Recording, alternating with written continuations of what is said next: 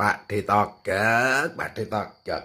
Padahal wis pirang-pirang tahun kowe iki ngajar dadi guru. Ning nasibmu kok gur ngene wae ta, Pak De?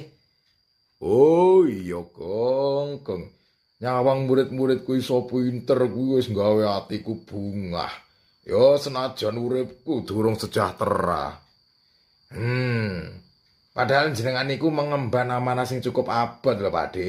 Ya kuwi gawe minterke anak bangsa. Lah ning kok urusan kesejahteraan ijek adoh sangka harapan. Isih akeh guru honorer sing digaji sangka ngisor UMR. Terus ora ana kepastian status, ora ana jaminan masa depan. Lho, kepiye, Kong? Angger njaluk nyang negara, kesejahteraan kuwi iki terus disauri kanggo ngeles sing padha. Sing anggarane urung eneng, pendataan karo regulasi sing urung siap, formasi sing durung final, wis ana wae pokoke saurane saka pemerintah iki. Ya ning alhamdulillah isih duwe kesempatan seleksi P3K. Jadi aku iso sejahtera ngono iso ketompo. Ya masih kudu nunggu 2 tahun sepisan.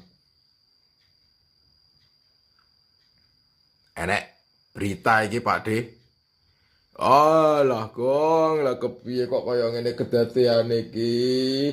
Iki pegawai SPPG kok itu kebijakan saka pemerintah, regulasine jelas, gaji wis disiapne, kontrak eneng, malah saiki duwe kesempatan ya dadi ASN. Aduh, kepiye to, Kong? Aku jane ora masalah karo kanca-kanca SPPG. Wong ya do nyambut gawe abot. Ya kudu itu apresiasi. Ning mbok yo aja lali karo guru-guru iki.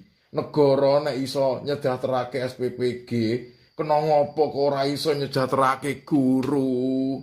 Padahal umpama anak sekolah iki besok gagal duwe pemikiran sing kritis, gagal bedake bener karo salah, gagal memahami keadilan. Coba kira-kira sapa sing bakal disalahke?